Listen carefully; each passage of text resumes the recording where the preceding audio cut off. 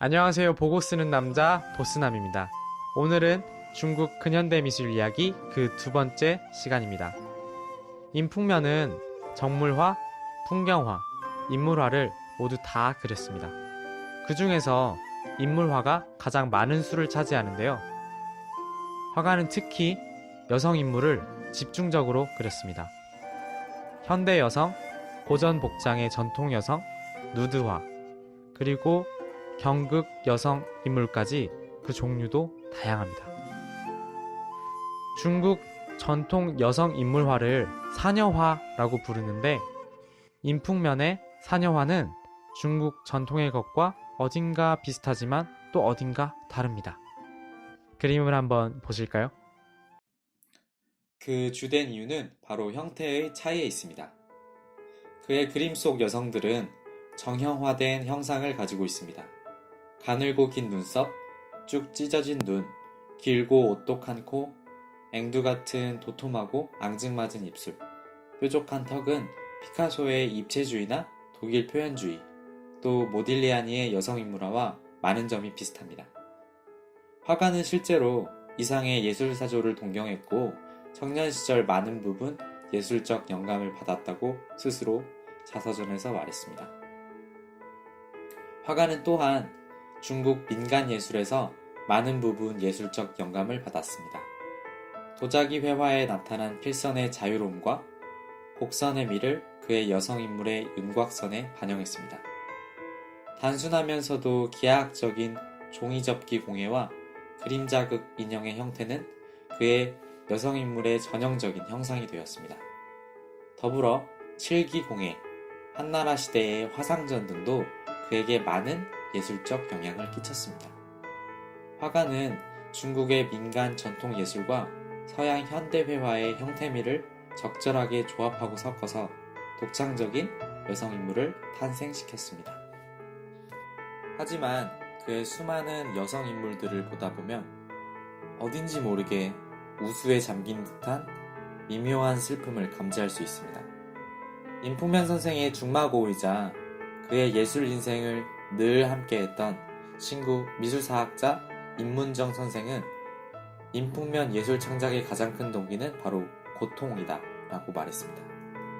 긍정적이고 유쾌해 보이는 인풍면 선생의 내면 깊은 곳에는 서글픔이 늘 자리하고 있었습니다. 그는 사랑하는 여인들과 세 차례나 이별을 해야 했기 때문입니다. 첫 번째 여인과의 이별은 그의 어린 시절로 거슬러 올라갑니다. 어린 시절 인풍면의 어머니는 봉건 전통사회에서는 매우 드문 진취적이고 적극적인 여성이었습니다. 여성의 불합리한 대우와 남성 권위주의를 풍자하는 노래를 부르고 다녔습니다. 점차 어머니를 따르는 부녀자들이 늘어났고 마을 여성들에겐 변화가 일어나기 시작했습니다. 그러나 여전히 가부장적이고 남성 권위주의적인 청나라 말기, 소수민족이라는 조그마한 공동체 안에서 어머니의 이러한 행동은 용납될 수 없었습니다. 마을 남자들은 어머니에게 여러 차례 경고를 했습니다. 그럼에도 불구하고 어머니는 그만두지 않았습니다. 결국 그녀는 마을로부터 추방당하게 됩니다.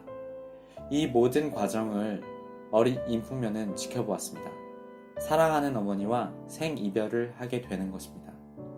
6살의 어린 나이였던 그는 그 이후로 평생 어머니를 보지 못하게 됩니다. 이 그림을 한번 보시죠.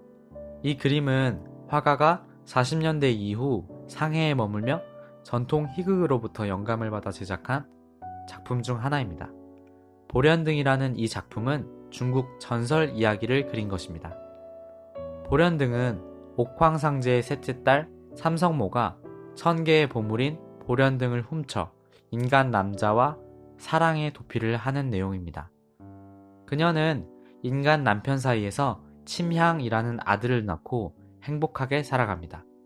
그러던 어느 날 오빠 이랑진군에게 발각되고 보련등을 빼앗깁니다. 그리고 화산에 봉인됩니다. 사랑하는 아들과 생이별 또한 하게 됩니다.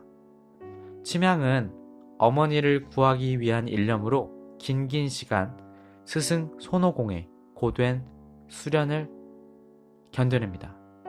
그리고 마침내 어머니를 구하고 재회를 하게 된다는 중국 전설 이야기입니다. 이 작품은 화가가 어머니를 그리워하는 마음이 적극 반영되어 제작된 것으로 여겨집니다. 보련등이라는 전설의 이야기를 통해서라도 간접적으로 어머니를 그리워하는 마음을 달래려 한 것이 아닐까요? 두 번째 여인은 프랑스 유학 시절 만난 첫 번째 부인 엘리제입니다. 프랑스 유학을 마친 인풍면은 잠시 독일로 건너가게 됩니다. 그곳에서 첫 번째 부인 엘리제와 운명적인 만남을 하게 됩니다. 음악의 조예가 깊었던 그녀는 늘 인풍면의 곁에서 피아노를 연주해 주었습니다.